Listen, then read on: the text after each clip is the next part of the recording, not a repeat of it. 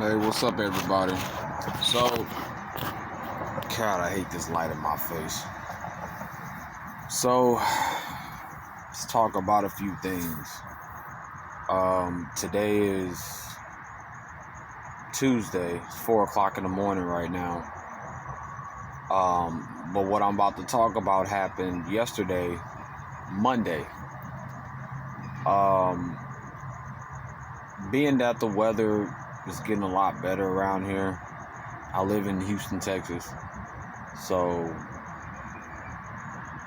we're still in the 80s in November.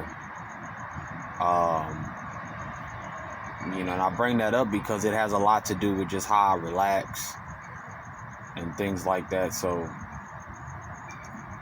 when I decided to leave the house, the tent, as you can see, and go to Walmart, on my way out the door, there was a kid. At first, he's just a regular guy, black guy with glasses, but he asked me several times, do I have time? He's like, man, you have time? You have time? And I told you guys, I'm not a very approachable person. I look mean. And so he was like, well, man, I'm going to just let you go, man. I'm going to let you go. And I didn't know if he was going to ask for money. I didn't know. He didn't have anything in his hand but his phone. So he pulls his phone out. And he's like, do you have time? Can I show you something? And I didn't really start to understand until maybe 5 seconds after I told him, yeah, I got time. And I started seeing him pull up and bring his phone out. I'm like, okay, I know where this is going. And so he asked me a question. He said, man, and I just have to say this. The more that I force myself to do these videos, it seems like there's more activity going on in my life that, just like right now, and for people that smoke weed, I'm somebody that considers myself very self-disciplined. And it was like an interview I saw with Terrence Howard on the Joe Rogan show, when Joe Rogan was like, you smoke cigarettes? And Terrence was like, yeah, he's like, you would have never guessed, right? You think I know all this stuff about all this stuff, but you don't think I know what cigarettes do to people. And he's like, he's like, everybody just kind of has that one thing that they just, someone else could look at their life like, why would you do that? So it's kind of the same thing as far as me and smoking weed. But be that as it may, I have to constantly convince myself to do what I know I would have done if I didn't smoke. When I was in jail back in 2015, 16, that was the only opportunity that I ever had to be sober-minded. And the level of ambition, your energy levels, your self-motivation, all these different things, they go to another level. Almost like a primal, basic setting for a man that you just want to work. Everybody in jail want to go to a warehouse and work for Amazon and go to an oil rig and they want to drive trucks. You see what I'm saying? Everybody wants to work that type of job and make that kind of money when you're in jail, because you start to understand, like, man, I could have been doing something better with my time. This is boring. And that was what I remember that feeling. I told myself at the time that I would never forget that feeling, because I knew that there'd come a day where I would say, why does it take so much for you to do some of these basic things, like make a video, go to the gym, straighten up around the place? And a lot of that has to do with, I'm always busy. I'm always doing something, and it gets to the point where it gets irritating. It does. Because I don't want to be moving around a lot. A lot of times I don't want to do nothing. And I know a lot of that comes from I remember when I lived in a house where you have central air conditioning and hard floors and stuff like that. It does a lot to your body when you're living how I'm living. It just does a lot to your body where you're not running at your full potential, at least during the summer parts, because the winter it acts as an air conditioner. It gets cold, and a lot of your muscles that ache and stuff during the day, the cold will heal a lot of those physical body ailments and stuff like that. When you wake up, you'll feel rejuvenated, especially if you got a chance to take a hot shower. Take that hot shower and go to sleep, you'll feel like $1,000,000.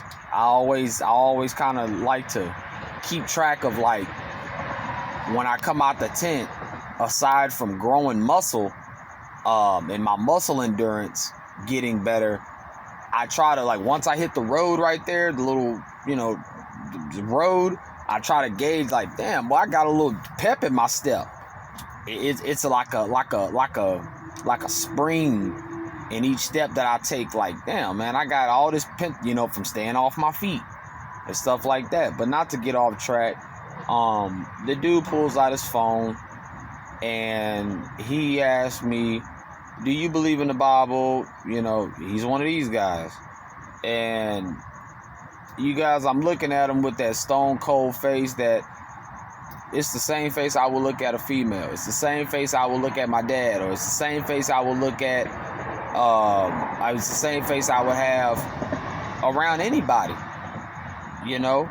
But I mentioned the weed thing and stuff because I have to force myself, because it creates a level of procrastination, man, that for somebody who is strong-minded, well-disciplined, and stuff like that, boy, I tell you, man, it's a motherfucker trying to dodge and convince yourself to do what you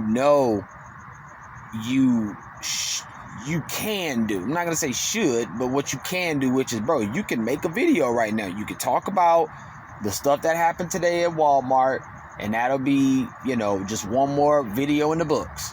And you'll feel better about it once you make it.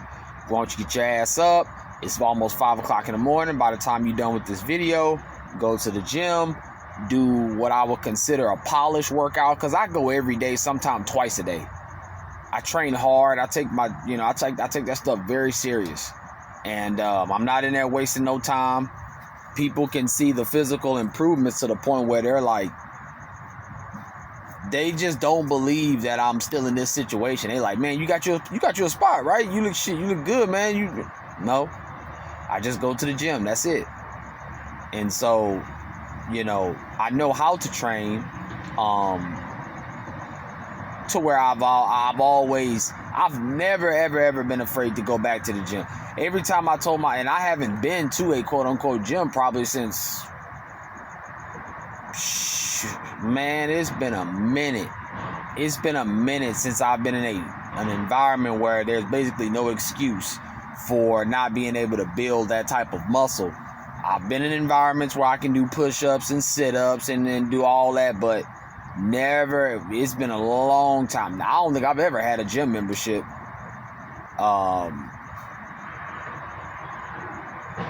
So, I take this stuff very serious. And so I try to convince myself, like, bro, just get up and do it. Get up. Get up. And, it really does feel good after I do it all. Because I tell you, man, like, I don't give a damn if I'm as big as Arnold Schwarzenegger. I'm gonna always be like, bro, I hate going to the gym. I don't like going to the gym. I don't know why. I get these feelings of like I'm not in the mood. Hell, if anything, I'll go just to go take a hot shower. Other than that, I don't feel like lifting.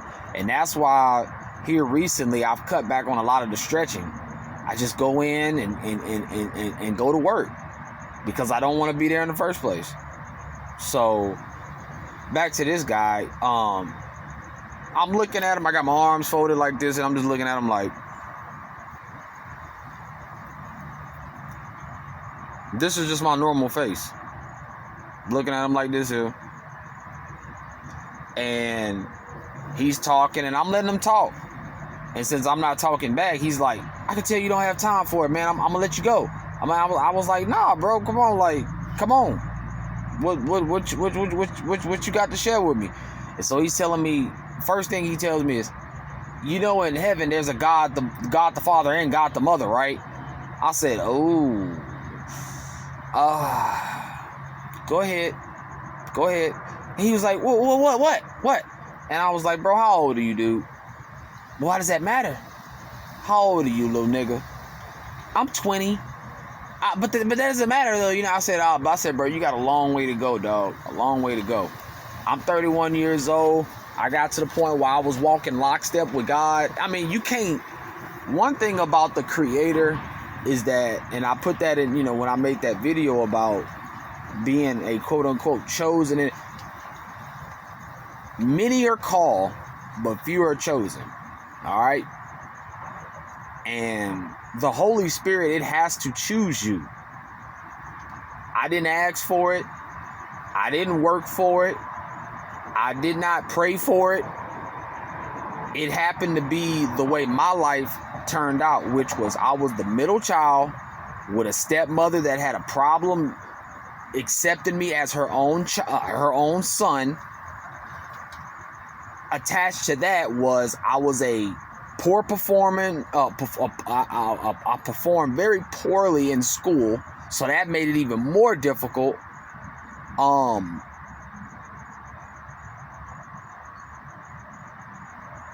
The credit given to that statement is that as a kid, I know I really tried. There were too many times where I cried. There were too many times where I was trying different things. I would even actually emulate people and how they studied and stuff. Like it was a mess because all I wanted to do was pass my classes and be normal. So I believe that the exchange that the Creator gave me was like, bro, don't worry about this high school shit. I'm gonna give you something that you won't have friends. You won't have the girls. You'll be handsome enough to know, bro, I can get any female that I want. You'll be smart enough to know I'm not no dumbass nigga walking around here. I'm actually so intelligent that I don't like to talk. I don't. These are gifts that were given to me, I believe, in exchange. Like, I see what you're doing, CJ. And unfortunately, you know, it's not really, it's not an unfortunate thing. It's like, this is the life that you're gonna live this life for whatever reason. For whatever reason. I try not to get too high and mighty about it as far as like, well, what is my purpose? Is my purpose to just sprinkle a little knowledge here and there or whatever, or just share my experience, share my existence with other people, you know? I don't know. So, when I say stuff like that, I've gotten so angry with God where relationship-wise, it's like he's my father, but I don't want to acknowledge him. It's a fleshly thing that I'm very aware of, that I get disgusted when I hear certain things biblically or stuff like that, because I could tell that this is something that's so serious, because I'm not shaking off of, there ain't really many things in my life that I'm confused or uncertain about. I'm pretty balanced, you know, and I black and white, I kind of look at things, you know, as clear as I can and as basic as I see it. And so this is a very serious thing for me to be going through.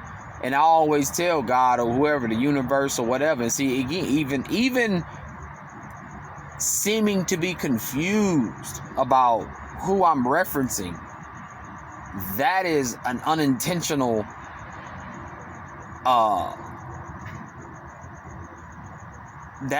it's unintentional when I do that. That's my spirit that has chosen the righteous path. That's the darker spirit that Star Wars and all these things talk about, it's constantly like, bro, screw that shit, dude. Don't worry about that. Don't pray for your food. Don't give thanks to anything. And I tell y'all, I have to go into like a practice of being wicked, of being like angry for 12 hours straight when I get that angry about whatever it is. And shout out to Dr. Umar when he was like, that's a problem with most black men, is that we can't control our emotions. And a lot of us we sensationalize things that are just very small. And I'm aware of that. And I do want to work on that, and I'm working on that on the inside. But the guy was, once he said mother and father, I'm like, bro, you already know where you're going with this. So he continues to talk. He wants to defend the fact that, well, it doesn't matter that I'm young, and I'm just sitting there listening to him, and I'm like, little do you know, bro, because I wasn't talking. So he was just thinking that I wasn't interested, and I'm like, dude, I know so much that I don't want to say anything. Like, I could blast you with every goddamn sentence coming out of your mouth about there's no age requirement, which is very true, because I was 15 when I started to take that veil off of like, bro, I'm not going to church no more. I'm not finna let my parents convince me that I'm not trying in school. I'm not finna let this girl have me looking like a damn fool no more. And like, even my family members are telling me, bro, you need to cut that loose, bro. She's not good for you. So it started there for me when I started to notice things were just a little weird. And so I agree with that statement. But my brother, what you're doing is a prime example of you're not chosen. You're forcing yourself to do this, and you got this smile on your face that is, it's affecting your ego. It's affecting your well-being as not only as a man, but as a citizen, that you're thinking what you're doing is important, and it's not. It's not. What you just did was have a moment in your life where you actually ran across a spiritual person. And when you asked me about the Bible and all of that, I told him, I said, bro, I took the Bible out in front of me and God. God don't write words. God don't write books. Well, they're inspired letters. Okay, well then call them that.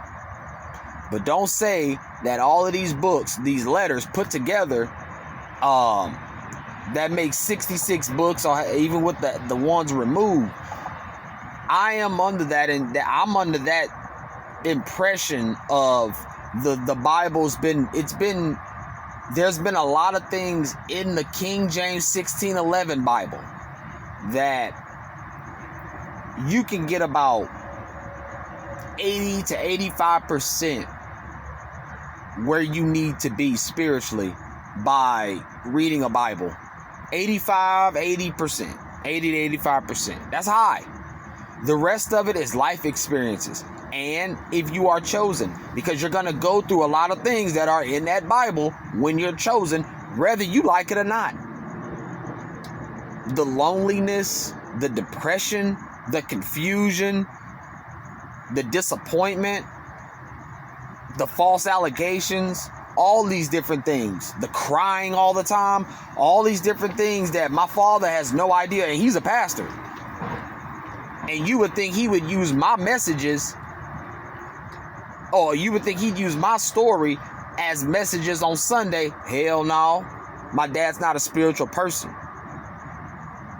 He knows things. Like when I talked about Pastor Dow, they know shit, but they're not spiritual people.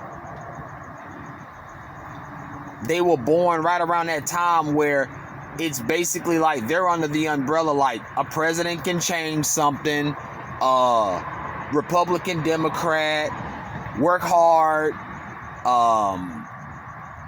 stuff like that. And it's not their fault. That's the ceiling that they had. But now, my generation, we have the internet, We have a lot of information we can get in a short period of time. And if you have the Holy Spirit, or if you are chosen to walk the righteous path, you will go through these things whether you like it or not. I kind of lost where I was going with that, but you're going to go through those things. You may not be able to explain it to people, or you might be able to tell somebody like, bro, I'm going you talk about this Jesus shit, nigga. I'm out here by myself, unwillingly, no family, no friends. I got a measly job. I show up every day. And I don't bother nobody, all these different things. And you wonder, like, man, what? But then you hear everybody else's story and you're like, how? How do they have this? How do they have that? And I'm going to get into the next story of how that became just so evident to me. So like I said, man, the young nigga talking about mama and daddy and God, and it takes a month. See, these people are so dumb. And again, I do want to say it's their fault, but a lot of times people don't. I'm under the impression that people don't choose to be dumb. Nobody wants to be dumb. But that's the beauty of it, because you don't know that you're dumb. So you're talking like, yeah, man. So like God, like you got a mom and dad, right? Right? So that means like God had to, be with somebody, right? And then, so you believe the Bible, right? Okay.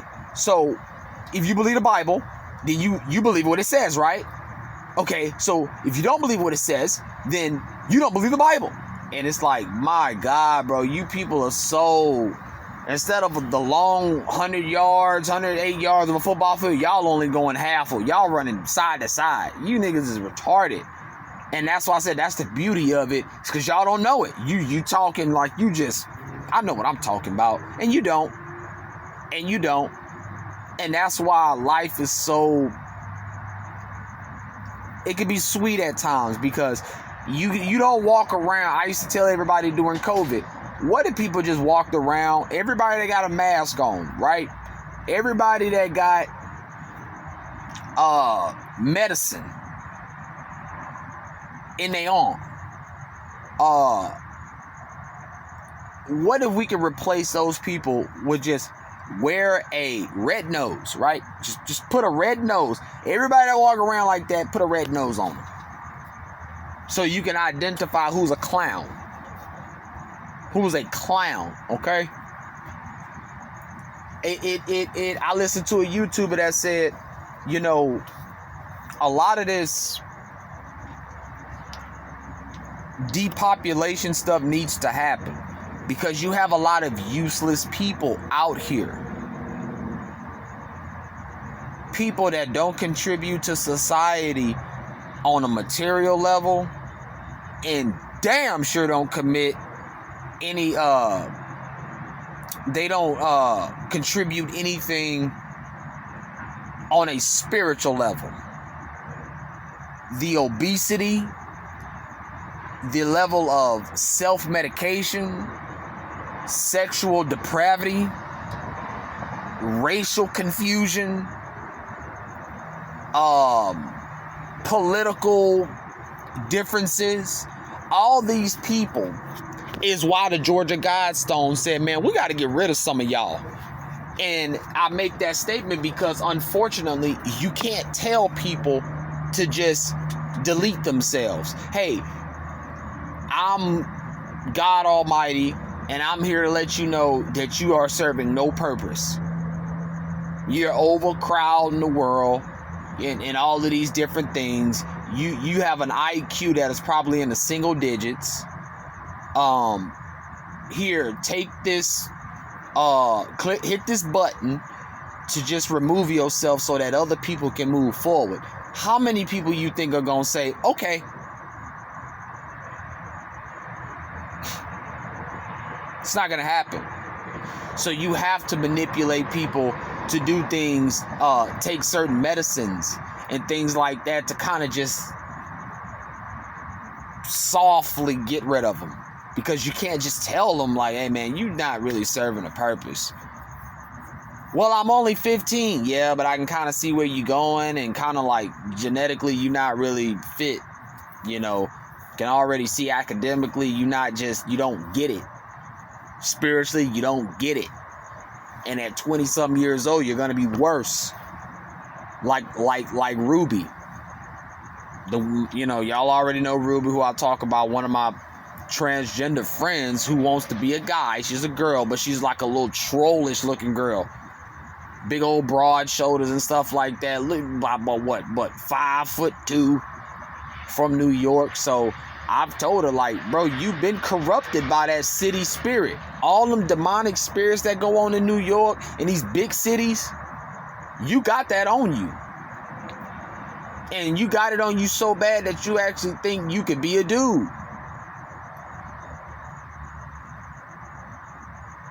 And you wasting your life away.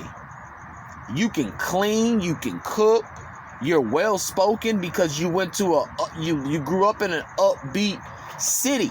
And y'all know I talk about these city people a lot. And she's from New York. So more people, I'll tell you, I've met a couple New Yorkers in my life, and they all say, like, bro, it seems like you'll get along up there.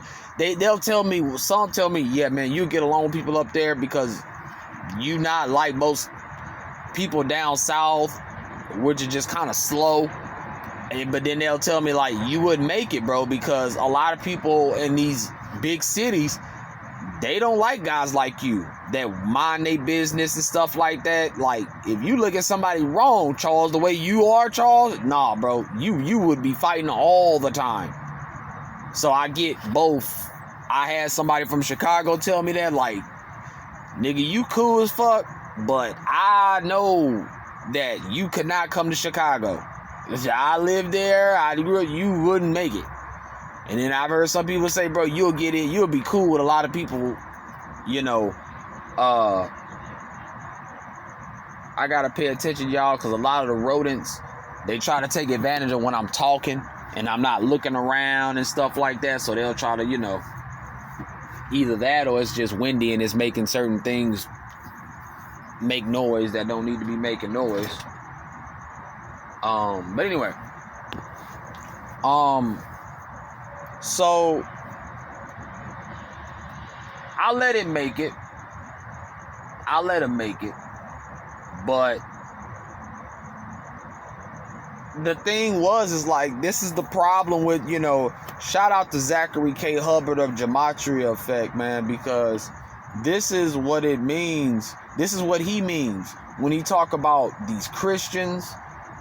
A lot of them just are, they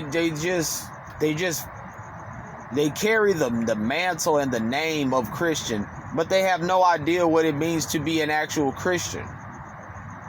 I, for one, think if I was God, I would not want you to call yourself no Christian. I would not.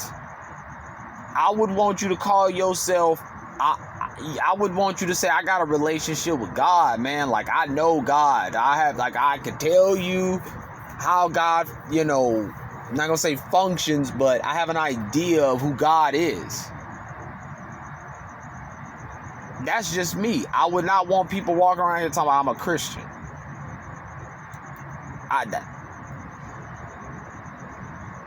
All the stuff going on today that's been going on probably for the last 100 years, it is almost impossible to try to live like Christ tell you to live. There's just nothing that is free-flowing enough in this world that you can get an honest, direct connection to the source.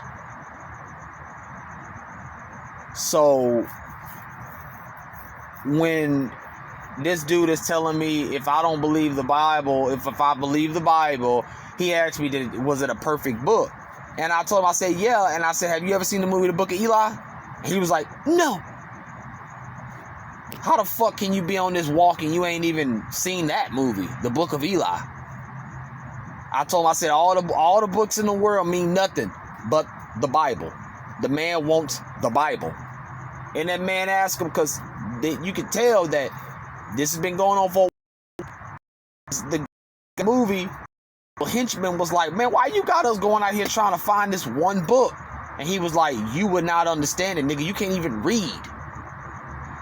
But he ended up telling, he said, bro, this Bible, I could God on it. A hold of this Bible. And so that's the importance of that Bible, that like Uncle Ben, with all that power comes great responsibility. And you can lead people over a cliff, or you can lead them into the promised land based off of that Bible. So when I say, yeah, it's a perfect book, you can pick which one you want. Do you want it to be a perfect book to lead people down a road? Because guess what? Even if that Bible can help a society, you're always going to have people within the society that's going to start to question what they've been taught. And you will always have an uprising of some kind. I don't care if you could do everything in that Bible as far as, okay, we going to go to church on Sunday. We not going to do no work.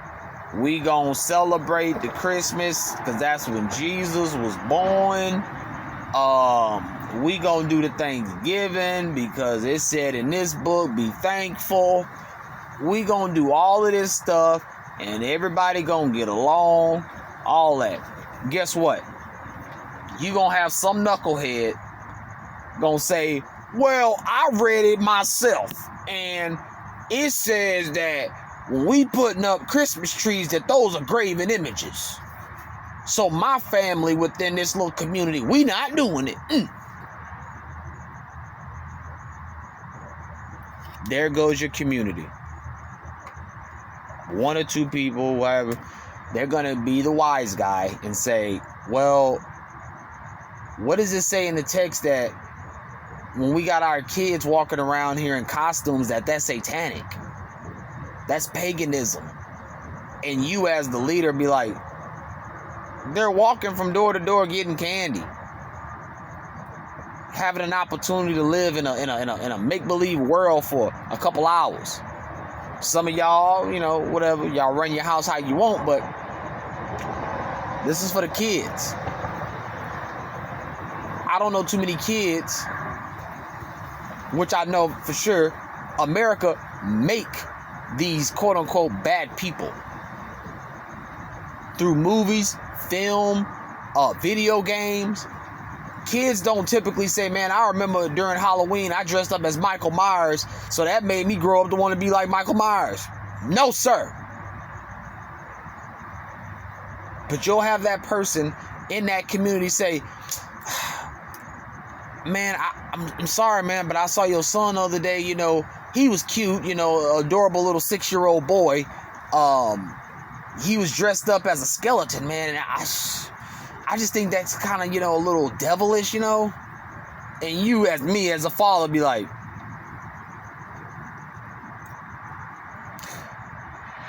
you do what you want in your house, sir. The rest of the community is going to continue this tradition for as long as it can last. We are not promoting that children try to get as wicked as possible. But if any of these kids have an interest in, or go to Walmart, or they see a costume that, as a parent, no ma'am or no sir are you gonna wear anything that looks just completely out of whack. You're not gonna be wearing no mask with the eyeball popped out. So now on the community or whatnot, you got kids literally scared to death. No, we're not doing that. We're not doing that. We're not gonna wear the rotting clown face mask from Walmart with maggots falling out of his eyes and we're not doing that. The minute you want to do that, you're probably at that age where you shouldn't be doing that trick-or-treating no more, because now you're actually trying to scare the living shit out of other kids and parents and stuff, and now you just creating You're creating a perspective of this holiday being like, man, I ain't in the mood for these kids, man. They be doing all this weird stuff, wearing these weird costumes. They trying to act like what they see on the TV and all that. They too big for that shit. I thought he was a real monster.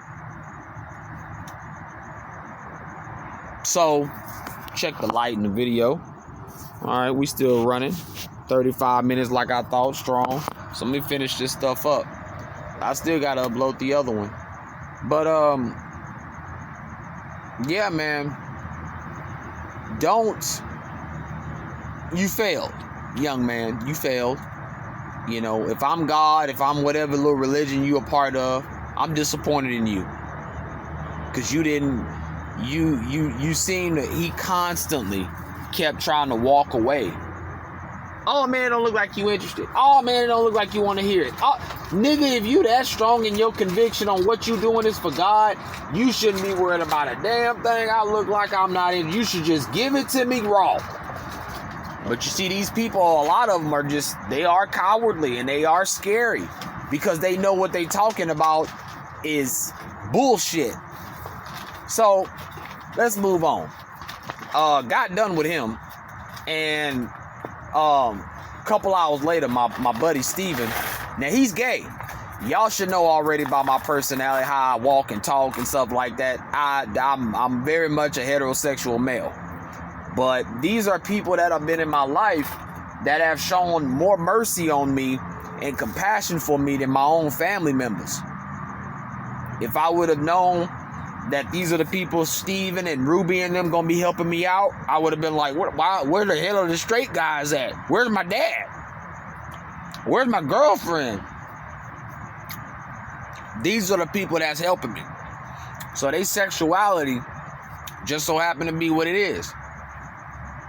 Steven is a brother. And he's 35, I think. So he's pretty set